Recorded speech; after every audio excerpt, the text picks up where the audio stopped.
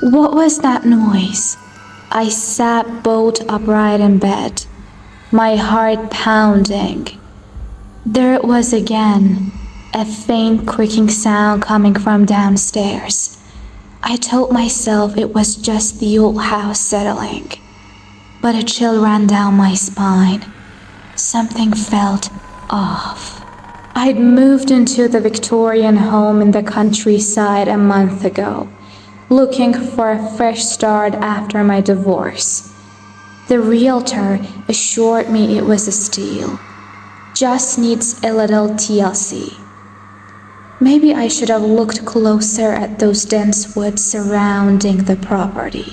Trying to shake off the uneasy feeling, I settled back under the covers and shut my eyes. But then, a door slammed downstairs. My eyes flew open. There was no mistaking that sound. Fear gripped me as I realized I was alone in this massive, ancient house. With trembling hands, I grabbed my phone off the nightstand and dialed 911. No answer. I checked for a signal. Nothing. Panic rose in my chest. How could there be no cell service?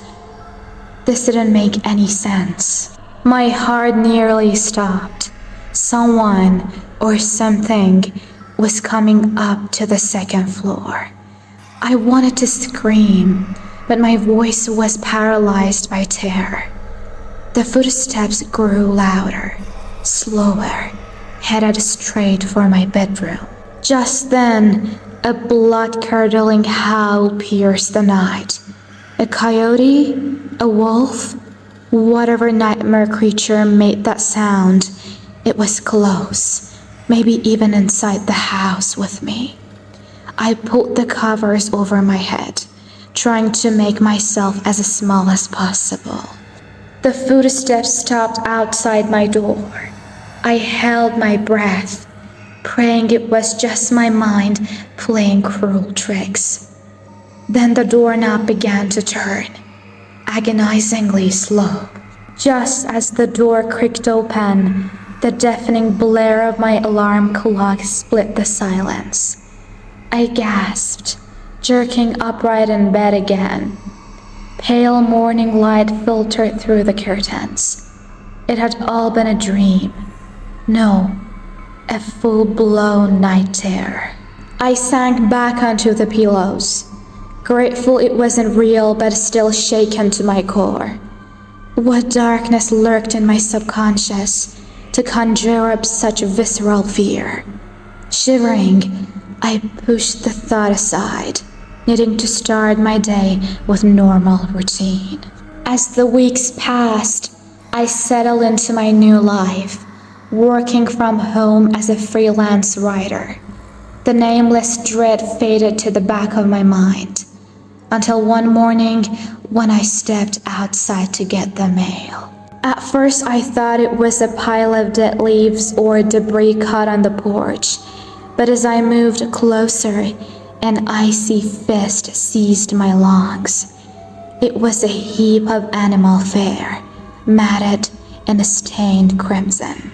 White hot knives seemed to bore into my mind as horrific visions exploded like bursts of lightning. Visions of immeasurable suffering, of innocents being tortured, of realms more nightmarish than I could ever fathom.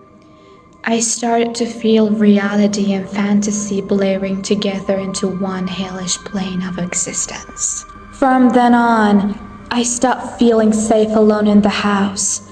I was constantly on edge, jumping at every creak and groan of the old structure. Once, I thought I saw a dark figure watching me through the trees at night and didn't sleep for 2 days. After a month of barely suppressed terror, I decided enough was enough.